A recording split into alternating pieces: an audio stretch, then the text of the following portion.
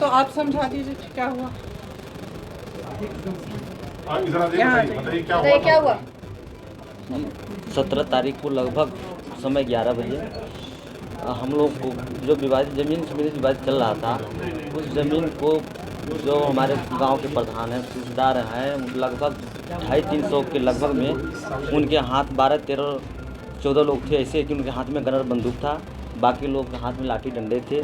तो विवादित ज़मीन को न जोत करके जो कि काश्त का मेरा ज़मीन है उसको जा कर के जोतने लगे। तो हम लोग, हमारे गांव की महिलाएं और हम लोग मौके से वहाँ पहुँचे। तो एक बार पहले उनसे बात करेंगे तब फिर आगे कोई बात बढ़ेगी। लेकिन ज्यों ही हमारे गांव के माँ बहने भाई पहुँचते हैं, ताबड़तोड़ लाठी गोजी बंदूक से मारकर सबको बिछा दिए। हम प्रशासन सबको फ़ोन किए लेकिन मौके से कोई नहीं पहुंचा। और इसके बाद 1 घंटे के बाद प्रशासन आती है। उस समय 4-5 लोग वहाँ पे दम तोड़ चुके थे, बाकी लोग सांस चला था। प्रशासन की तरफ से कहा गया कि 90 बीघा जमीन जो प्रधान की थी उसके लिए कब्जा लेने गए थे। आप कह रहे हैं कि आपकी जमीन थी, क्या वो उस प्रधान की जमीन नहीं थी? नहीं, वो मेरा हमारे यानी किसी और जमीन पर कब्जा करने गए? पुश्तों से जोत रहे हैं। जो ज़मीन हम लोग पुश्तों से जोत रहे हैं, जो उसको जिसका भी मालिकाना हक वो नहीं मिल पाया है, पुश्तों से हम जोत रहे हैं, उस ज़मीन को लोग जाके नहीं जोत रहे थे। जो कि खुद का हमारा गांव का काश्तकार का ज़मीन था उसको जाके जोत रहे थे। अभी जो जांच हो रही है आपको सेटिस्फाई है, संतुष्ट है जांच से फिलहाल? नहीं, क्या कर रही है? नहीं।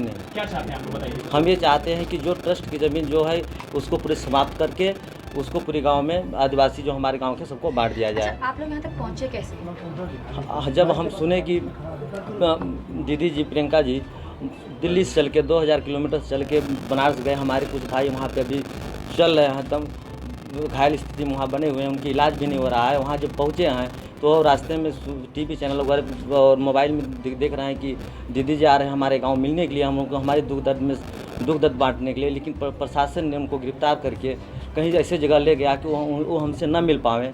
और प्रशासन जो है कि हमारे अगल बगल जो नात रिश्तेदार हैं अगल बगल गांव के, उनको भी आने से रोक दिया। जो कि हम लोग अपना जो संस्कार धर्म जो करते हैं अपने धर्म के अनुसार, जिसे किसी को दफनाया जाता है, जलाया जाता है, तो हम लोग दूसरे दिन पूरे अगल बगल रिश्तेदार बुला करके शोक मनाते हैं। प्रशासन ने रोक दिया।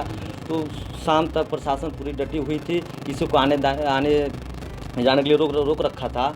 हम लोग जब ये सोचे कि अब दीदी जी 2000 किलोमीटर चल के यहाँ आ सकते हैं, तो हम लोग दीदी जी के लिए मिलने के लिए, हम अपने दुख दर्द बताने के लिए क्या हम 30-35 किलोमीटर नहीं जा सकते हैं। दीदी अगर आपने